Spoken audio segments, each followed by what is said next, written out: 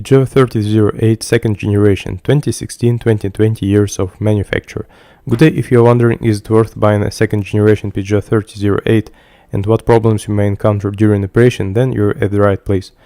So the 1.6 THP gasoline engine, which managed to earn not the best reputation after several modifications, was renamed by the French company to 1.6 PureTech. The 1.2-liter turbocharged petrol power unit received the same attachment. Until the fall of 2019, both engines did without a particulate filter. But even so, they met the very strict environmental standards of Euro 6.2. In our conditions, this would be enough for the eyes, but in Western Europe it was decided to switch to even stricter Euro 6.3 standards, which is why Peugeot minders had to introduce a GPF particulate filter into the design of both units. At the moment, we're not talking about any problems with the particulate filter. But this doesn't mean at all that the complex design will not begin to present unpleasant surprises in the future. Speaking of the 1.6 PureTech gasoline engine, it's important to understand that its predecessor, the 1.6 THP, debuted back in 2006. The unit very quickly won the Engine of the Year award, but just a few months later it became clear that its reliability leaves much to be desired. The owners, literally after 20-30,000 kilometers, were faced with the noisy operation of the engine and the strong stretching of the gas distribution chain. Furthermore, due to problems with the software, the engine could drastically lose traction, and some owners who ignored the unpleasant symptoms had to face the need to overhaul the power unit even before the end of the warranty period. Another weak point of the 1.6 THP engine is an increased oil appetite. There are cases when the engine consumed about half a liter of oil for every 1000 kilometers traveled. Knowing about all the drawbacks of the 1.6 THP engine, it's unlikely that future owners of the Peugeot 3008 can be advised to look for a version with a 1.6 PureTech engine. However, in this case, not everything is obvious. The second generation of the French crossover made its debut only in 2016.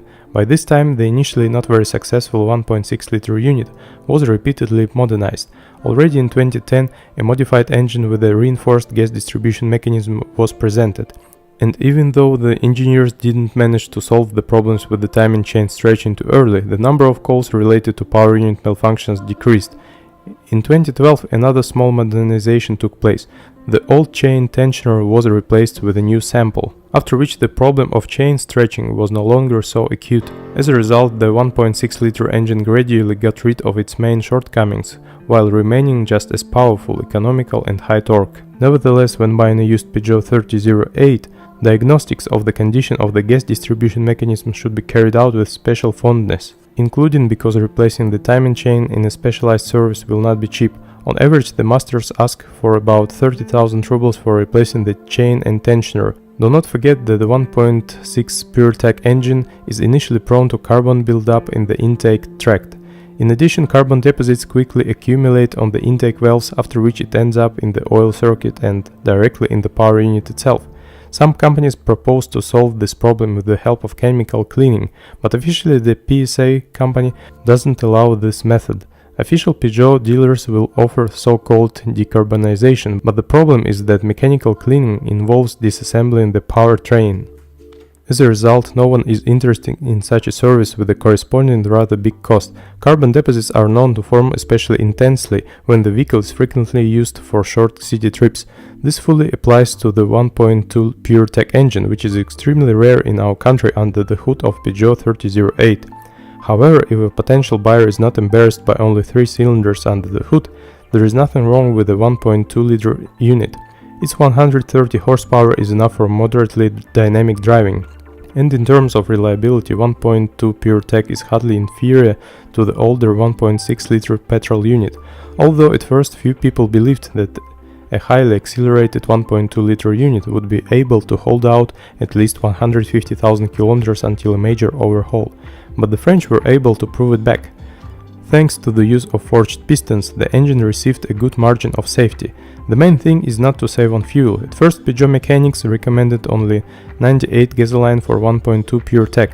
Only relatively recently was the level of requirements lowered to the ubiquitous 95 gasoline. The latter, of course, should not in words but in deeds comply with the all quality standards imposed on it.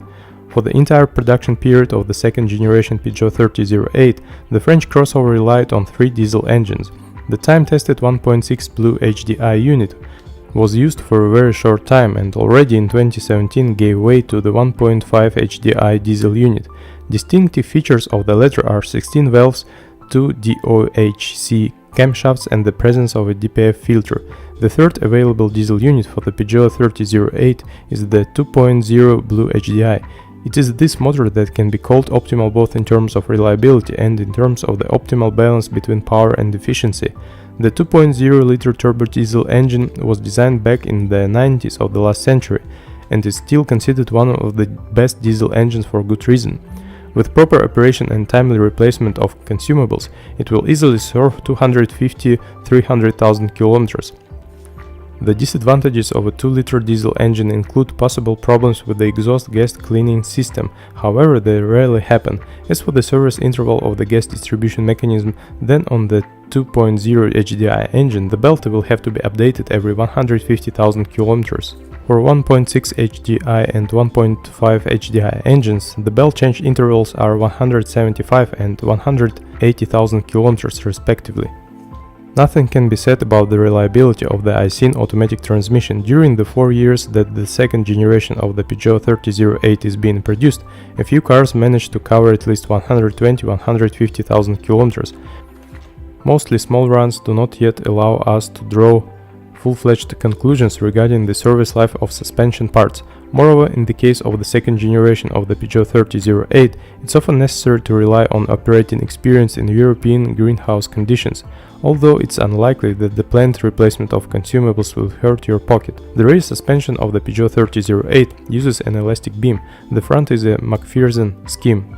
In other words, the suspension of the French crossover is devoid of complex technical solutions that would affect the cost of repairs. An exception is the hybrid version, in which the torque is transmitted to the rear axle using an electric motor. But hybrids on our market are extremely rare and are chosen exclusively by those who are specifically looking for a technically original car. If you're the owner, then be sure to leave a comment about this car. Your review will definitely help others with the choice of a car.